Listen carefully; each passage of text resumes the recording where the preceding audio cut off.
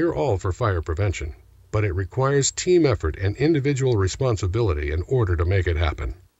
If you smoke, do so only in designated areas. Good housekeeping is another basic safety tip. Check out those janitor closets and other storerooms to make sure there are no flammables or combustibles improperly stored. Keep the areas clean, neat, and organized. Out of sight, out of mind is not good fire prevention. When storing oily rags, they must be stored in metal containers with a metal lid.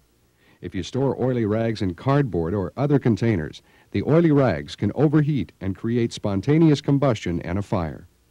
Keep electrical motors and other potential spark-producing equipment free from paper, cardboard, or other combustibles. Motors need ventilation to dissipate heat, and if there's poor ventilation from trash or other debris, they can overheat, causing a fire. When using electrical equipment, use it only as intended. This means if you have an electrical receptacle with only 2 plugs, you can only plug in 2 electrical appliances. The use of octopus plugs to increase electrical outlets is a fire hazard and should not be used. Never use flexible cords as fixed wiring.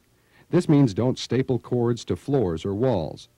Don't run extension cords through doors or walls or other spaces. The hazard is the extension cords can rub up against the wall, creating a worn wire, and if overheated, it can cause a fire. Electricity can overheat from a variety of methods. Perhaps the amperage of the electricity is too high for the thickness of the wire in the cord. A short in one electrical appliance could cause the wire to overheat and burn. A cooling fan in a computer could cause the motor to overheat.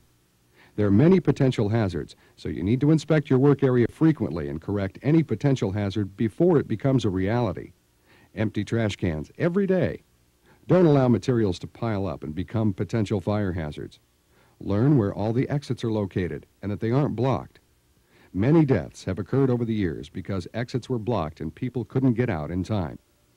If you have a fire sprinkler system installed, they should be checked frequently to make sure they are in the open position and ready to go in case of fire. If you do have sprinklers, don't store anything within 18 to 36 inches of a sprinkler head. This space allows the sprinkler to do its job in case a fire starts. Know the telephone numbers of emergency agencies such as the fire department and make sure that everyone knows what to do in case of an emergency. In the event of a fire, what should you do? Try to extinguish with a fire extinguisher or call the fire department.